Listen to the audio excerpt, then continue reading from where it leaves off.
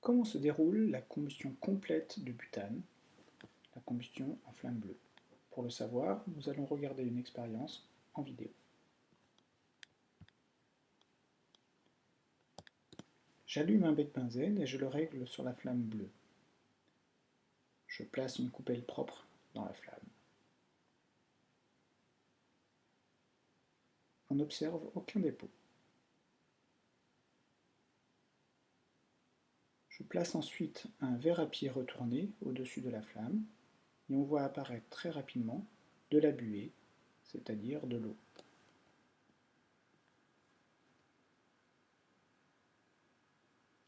L'étape suivante consiste à récupérer dans un tube à essai les gaz de la combustion.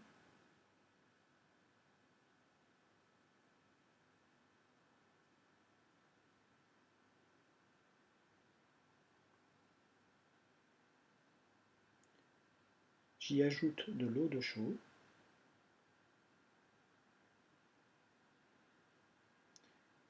L'eau de chaux se trouble, montrant que l'on récupère du dioxyde de carbone.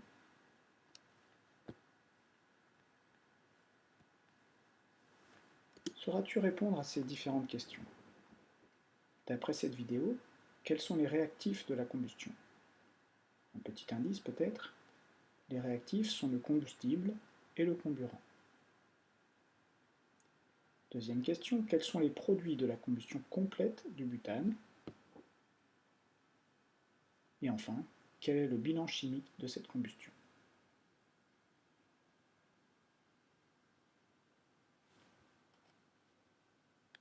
Passons à l'étape suivante, c'est-à-dire l'étude de la combustion incomplète du butane.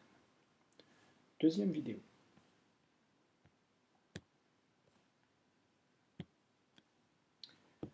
J'allume le bec benzène et je le règle sur la flamme jaune. Je place la coupelle dans la flamme et on voit tout de suite apparaître un dépôt noir de carbone. Le verre à pied nous laisse apparaître encore la présence de buée, c'est-à-dire d'eau.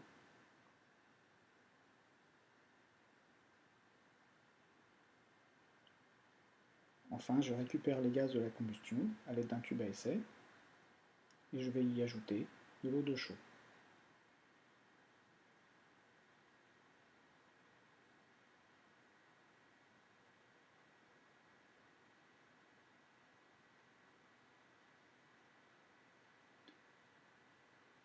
Encore une fois, celle-ci se trouve, prouvant que la combustion incomplète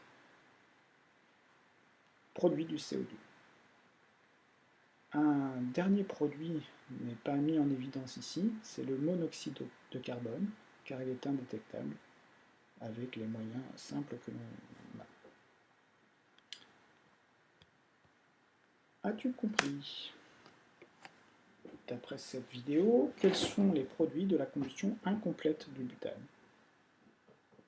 Et enfin, quel est le bilan chimique de la combustion incomplète du butane? Si tu as répondu à ces différentes questions facilement, eh bien, tu n'auras aucune difficulté pour la synthèse qui suit. Elle est sous forme de tableau. On va retrouver donc la combustion complète en flamme bleue. Les réactifs sont le butane et le dioxygène, et il faut une quantité de dioxygène importante, c'est pourquoi la virole est ouverte. Les produits formés, ce sont l'eau et le dioxyde de carbone, et comme bilan chimique, on a donc butane plus dioxygène se transforme en eau et en dioxyde de carbone. Pour ce qui est de la combustion incomplète, la couleur de flamme est jaune, les réactifs sont toujours le butane et le dioxygène. Par contre, on a une quantité de dioxygène plus faible parce que la virole est fermée. Dans les produits, on retrouve l'eau et le dioxyde de carbone, mais on y rajoute le carbone qui s'était posé sur la coupelle et du monoxyde de carbone que nous n'avons pas pu mettre en évidence. Le bilan chimique devient butane plus dioxygène se transforme en eau plus carbone plus monoxyde de carbone plus dioxyde de carbone. Dernière étape, pourquoi parle-t-on de combustion incomplète?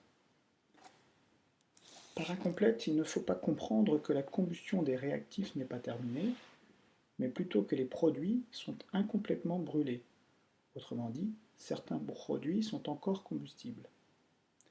En effet, vous savez que le carbone brûle dans le dioxygène pour former du dioxyde de carbone. Il en est de même du monoxyde de carbone qui brûle dans le dioxygène pour former lui aussi du dioxyde de carbone. Ainsi, avec une quantité trop faible de dioxygène, on ne peut pas mener à bout la combustion.